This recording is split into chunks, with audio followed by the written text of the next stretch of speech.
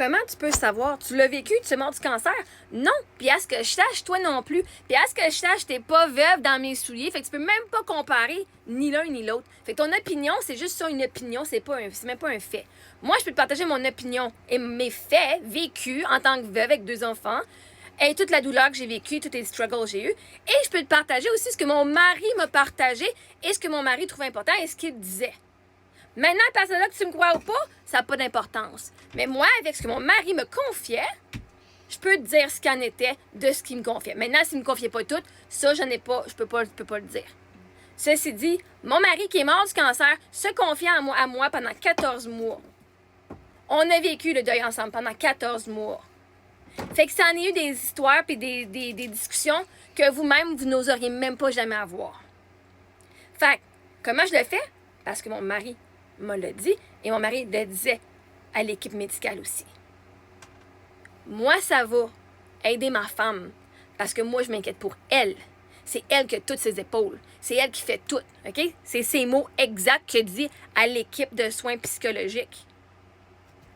Si vous voulez m'aider, aidez ma femme parce que c'est un poids.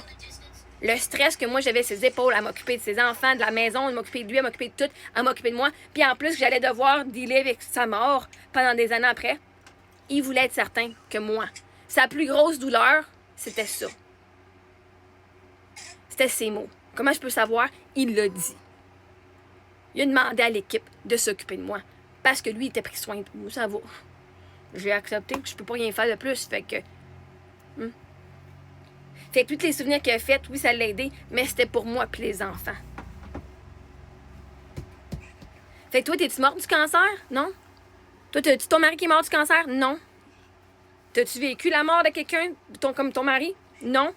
Fait que j'ai comme un peu plus d'expérience sur le terrain que toi.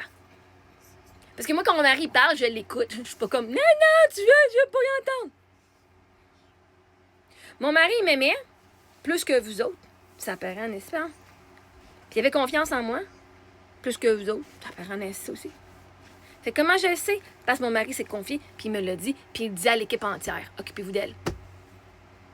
Sa douleur la plus grosse, oui, sa douleur physique, ça lui fait mal, mais sa douleur psychologique de savoir que sa femme allait devoir tout faire par elle-même.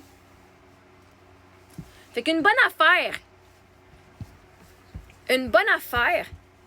qui n'était pas malade quand on a su que la maison avait plein de dégâts. S'il fallait en plus qu'ils sachent que la maison était fucking genre plein de dégâts d'eau, puis que c'était de la merde, puis comment que ça allait finir, il aurait pas parti en paix. Marie est parti vraiment en paix, il a pu tout me dire ce qu'il avait à dire. Moi, j'ai pu dire pas mal tout ce que j'avais à dire. On a parlé de comment ça a été, nos forces, nos faiblesses, qu'est-ce qu'on a aimé, qu'est-ce que... Fait moi, quand on me parle, j'écoute. Mais à partir de maintenant, vous me croyez pas. Fait que faites ce que vous voulez avec cette information-là.